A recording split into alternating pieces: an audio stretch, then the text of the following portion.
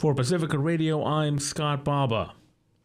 The U.S. House has voted to impeach Homeland Security Secretary Alejandro Mayorkas over the Biden administration's handling of the U.S.-Mexico border after having failed last week. Norman Hall reports. In a historic rebuke of a sitting cabinet member, House Republicans used their narrow majority to impeach Secretary Mayorkas. On this vote, the yeas are 214 and the nays are 213. The resolution is adopted. The effort to punish the Biden administration over its handling of the U.S.-Mexico border follows last week's embarrassing setback that came up votes short. Republicans say he willfully and systematically refused to enforce existing immigration laws and breached the public trust by telling Congress the border was secure. Critics say that falls far short of the Constitution's impeachment bar of high crimes and misdemeanors. The charges now go to the Senate, where a trial may be indefinitely shelved. Norman Hall, Washington.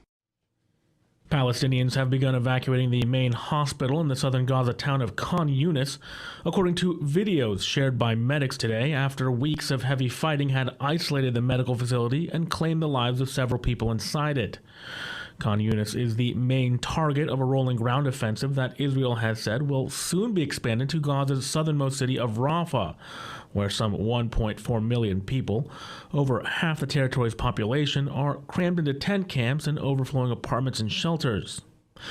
The videos of the evacuation in Khan Yunis showed dozens of Palestinians carrying their belongings in sacks and making their way out of the Nasser hospital complex. A doctor wearing green hospital scrubs walked ahead of the crowd, some of whom were carrying white flags.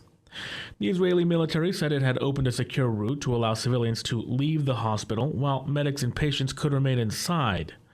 Last month, the military ordered the evacuation of the hospital and surrounding areas, but as with other health facilities, medics said patients were unable to safely leave or relocate, and thousands of people displaced by fighting elsewhere remain there.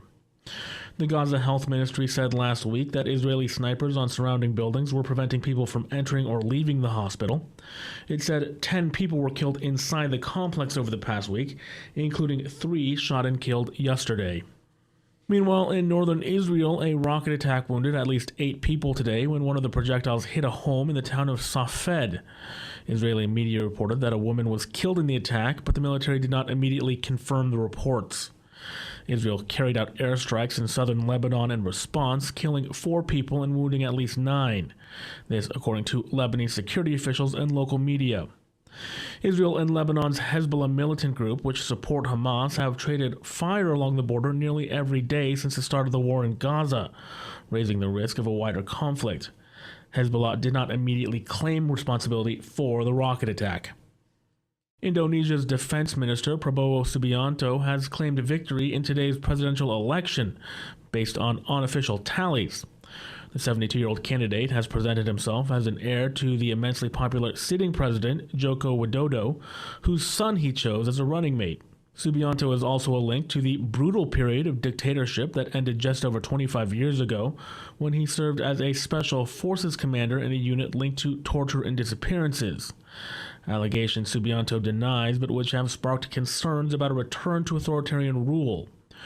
Widodo's successor will inherit an economy with impressive growth and ambitious infrastructure projects, including the ongoing transfer of the nation's capital from congested Jakarta to the frontier island of Borneo.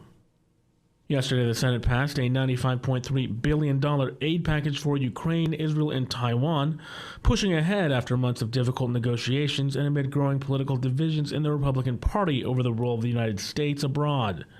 Edwin J. Vieira filed this report.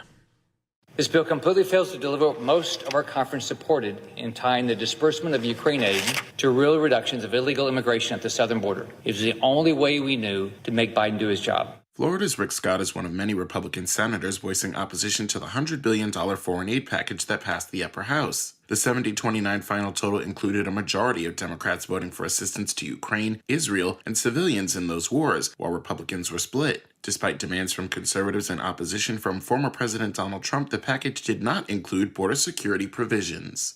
Now the bill heads to the House, though it's uncertain whether it will even get a vote. President Joe Biden is urging Speaker Mike Johnson to bring it to the floor immediately, accusing some Republicans, including Trump, of helping Russian President Vladimir Putin. For Republicans in Congress who think they can oppose funding for Ukraine and not be held accountable, history is watching. Failure to support Ukraine at this critical moment will never be forgotten. I'm Edwin J. Vieira for Pacifica Network and Public News Service. I'm Scott Baba for Pacifica Radio.